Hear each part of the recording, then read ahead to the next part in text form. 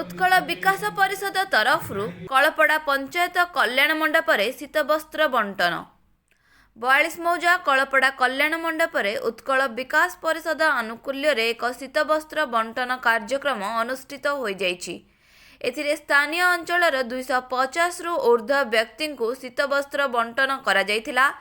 कटक सदर विधायक इंजीनियर प्रकाश चंद्र सेठी पौराहित्य अनुष्ठित यह कार्यक्रम 42 मौजा मंडल सभापति सुधांशु नारायण दास, समाजसेवी समीर कुमार पंडा, मंडल उपसभापति प्रियरंजन खटुआ, हाकिम पति ज्योतिरंजन जेना, संतोष कुमार साहानी, असीम दास, प्रसन्न कुमार नायक, मुकेश कुमार मुदुली, बाबुली भोई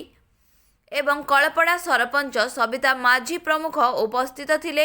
वर्तमान शीतर प्रकोप को दृष्टि रे रखी अंचल रे लोकमानंकु शीत वस्त्र बंटन उपरे गुरुत्व दिया जाउछि बोली प्रकाश करिसंती आयोजक।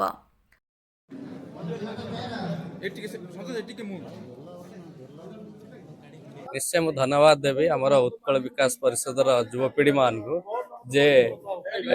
आज कलपड़ा पंचायत थिबा गरीब लोक मान को आज शीत वस्त्र दान कले जे तांकर सो पांठी यही कार्यक्रम करिसंते। आपण देखंतो युवपीढ़ी मान आह्वान करे सब बेले जति समय पाउचंते आ निश्चय लोक मान को सेवा रे काम करिया दरकार जोटा आवश्यक सेटा निहाती करिया सहित निज धंदार व्यस्त थिले मध्य किछि किछि समय बाहा करी समाज सेवा रे काम कले निश्चय युवपीढ़ी माने निश्चय आगामी दिन रे प्रेरित हेबे कार्यक्रम करिया पाए। आई 42 मौजार विभिन्न कार्यक्रम रे योगदान करूचे आम संगठन सहित थिबा सब युवपीढ़ी माने बीजेपी भाई मान आ उत्कल विकास परिषद सब सदस्य मान निश्चय विभिन्न कार्यक्रम करूचंती। आज धन्यवाद देवी आज कमिटर सब आज जो कलपड़ार युवपीढ़ी मान को आम मंडल सभापति आम समीर नना अच्छा सब युवपीढ़ी मान धन्यवाद देवी जे यहीपरि कार्यक्रम जारी रखो निश्चय लोकंकर आशीर्वाद रहे। मु प्रसन्न कुमार नायक कलपड़ा पंचायत जड़े वरिष्ठ कर्मी बीजेपी आज उत्कल विकास परिषद तरफ कलपड़ा मंडप रे जो आयोजित होता माननीय विधायक शीत वस्त्र बंटन कले से बंटन रे बहुत कर्मी आउ सरपंच आउ जिला स्तरीय लोक भी आसते समस्त आज एत आनंद जो बुद्धा बुद्धि थे जो मैंने वरिष्ठ लोक थे भारी खुशी होती से आज विधायक प्रकाश चंद्र सेठी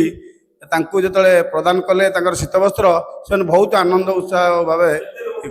पाखापाखि 250 लोक जो माने गरीब श्रेणी लोक जो माने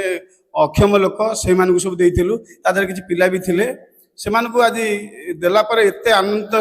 से कलपड़ा पंचायत सब वयोज्येष्ठ लोक जो गुरुजन मैंने थे बहुत खुशी अनुभव कर आगामी दिन में काम जारी रही शीत वस्त्र हो जेकोसी लोकर मेडिकल समस्या हो आम साहाय्य करने आगे जीव। आज्ञा नमस्कार जसवंत पति आमर ये कलपड़ा कल्याण मंडप ठारे आमर उत्कल विकास परिषद तरफ आमर कटक सदर विधायक शीत वस्त्र दान करते मंडल सभापति सुधांशु दास आमर असीम दास समीर पंडा थिले पंचायत सरपंच सबिता माझी उपस्थित थिले 250 लोक पाखापाखि आम ये कले आगु एमती जारी रही। कटकरू विश्वरंजन दास का रिपोर्ट मो ओडिया न्यूज।